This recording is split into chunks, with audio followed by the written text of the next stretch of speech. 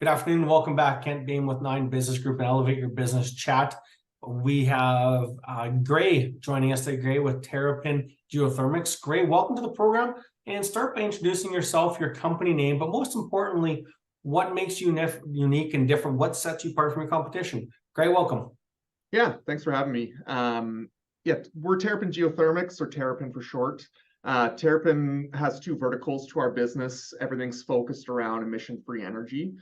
We generate power and direct heat to offset natural gas use for industrial operators by utilizing industrial waste heat. And we extract the heat from their process. We use it to generate power. We use it to redistribute heat back within their process.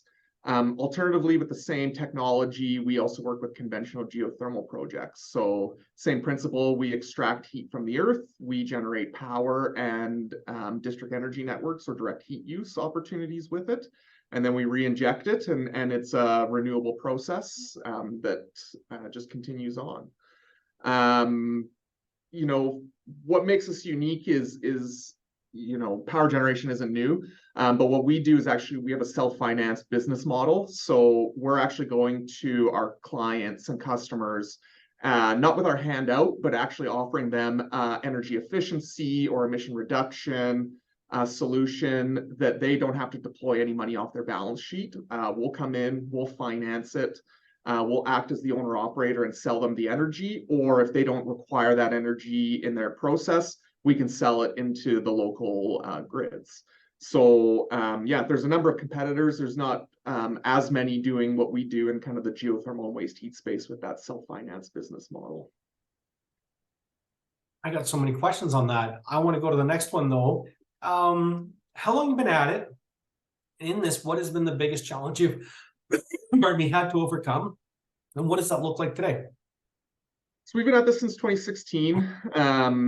And I mean, there was probably 2, the one massive one being COVID as a startup. We were just starting to get our feet under us, negotiating our first projects when COVID hit. And a lot of our clients had to shift to kind of emergency operations, and they didn't necessarily have time to develop new projects. We cut costs where we could. We have a small team, and so we relied on some consulting work to get us through. The government grant programs kind of got us through COVID, and just made sure to stay in contact with our clients, throughout the couple-year process that they needed. And now we're back in discussions, getting contracts finalized with them. So, just coming back to a bit of business as usual. So it was mostly time that kind of fixed that one, obviously. The other one was in our inception, and we actually were founded as a hardware company. We were going to develop our own technology to basically generate power from abandoned oil and gas wells. And we hit a couple of large hurdles, one being the valley of death to get from a concept to a commercialized technology. Very expensive, very long.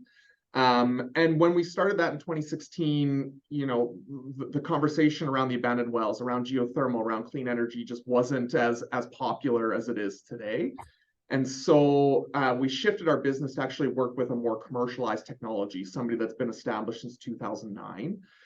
So we simply distribute their technology now, and it's really given us a large boost in credibility in the marketplace with our clients, because we can show a track record of operation versus going to them and saying, hey, can we demonstrate with you, and hope that it's successful and scale from there. Good pivot. Well done. When you look for the next 12 to 24 months, it's weird to sit here and think about in September, closing out the year, but more importantly, now planning 2024. As you set your goals towards 2024, what are you looking to accomplish in the short to near term here? Yeah, we've got some irons in the fire in the US right now. The Inflation Reduction Act that was announced gives us tax credits for waste heat to power and geothermal projects. So that market's been a fairly good boon for us, that we're expecting some decisions on some projects that we've submitted on. Actually in less than a month, I'll be headed over to Europe for a month to go do some business development over there. And so we're looking to expand our operations overseas. There's incredible opportunity over in the European market right now, just considering, the bit of an energy crisis that they're going through with the war. And so, there's large opportunity. We're going through a program to get in over there. And so, we're hoping to kind of have some of our first waste to power projects kind of finishing commercial due diligence. And then on the geothermal side, we have an active project here in Alberta. We recently received our drilling permit, so we're doing some final fundraising for that project right now. And so I think our short-term goal for the end of the year is to have a capital partner at the table ready to go. So when the moratorium on renewable energy projects in Alberta is lifted, we'll be ready to move, with our application to begin drilling. Fascinating. If there was a pirate in your business, a thief, what would they be stealing from you? What would they be stealing? I mean, if you wanted our chief geologist's brain, she's a genius. She's been at it for 40 years, and I tell you, the amount of knowledge that woman has is amazing. Dr. Hickson. I'd say our business, you need to be lean, and you need to be able to act quickly. And I think one of the things we do really well is figuring out whether there's a viable project or not, and not wasting time. And we have some pretty robust economic models that we work with, and technical models that we work with to qualify our geothermal and waste heat projects. And so I think, outside of our super awesome culture, which we love, we love working here, that they might want to steal. We've got some serious brain power behind our project development team that I'm sure a few people would want to lift the hood on their car and see what's underneath there. I love it. A combination of culture, experience, and then a little bit of intellectual property built in there. In the 7-8 years you've been in business, what is your definition of a successful business, and has it changed over the years?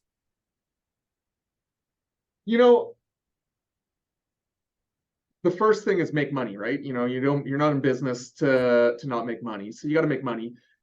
But I come from the startup world as well, where, you've kind of got to get your feet under you and get some traction to start being revenue positive. And so, for me to be successful is loving what I do. I mean, and I love what I do now.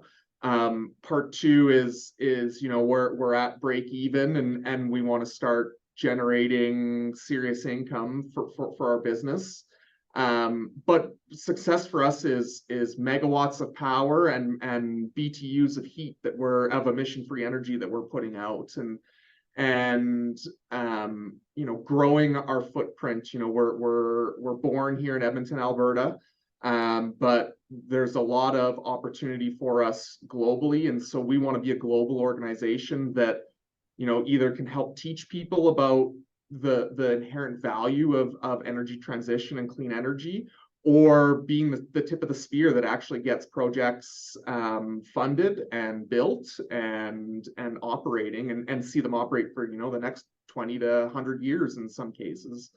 So I think long-term longevity is ultimately kind of my overall thesis of a successful business would be, get your feet under you, find your market traction, and then go for it for the long run and make it successful. Good for you. No, that's great. Not too many people answer that question with the concept of longevity. It generally is, revenue, profitability, sustainability sort of thing. I think if I've done 100 interviews, maybe 5 have kind of talked about that long-term longevity of the future. So good on you for having a bigger vision. Last question: what do you want to be known for when it's all said and done? 5 years from now, 40 years from now, what do you want to be known for? Me or Terrapin? You choose. Both. What do I want to be known for? I mean, I want to be a job creator. I like being a job creator. I want to create an organization that creates jobs, and I want to create good jobs. I want to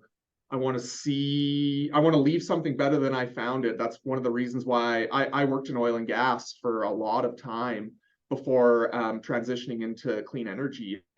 And I did that because I helped build a lot of the infrastructure that was existing, and now I want to start building some of the infrastructure that'll help clean it up.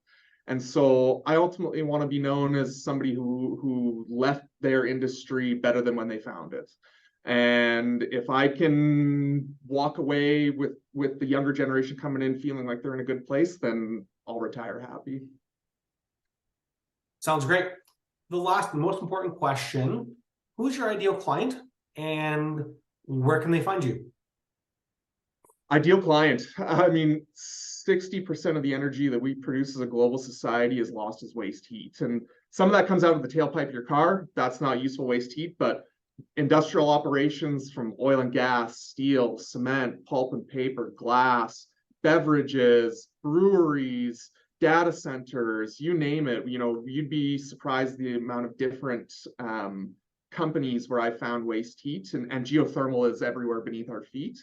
So we're pretty industry agnostic. So I mean, if you've got an industrial process, look up Terrapin Geo, TERRAPINGEO.com.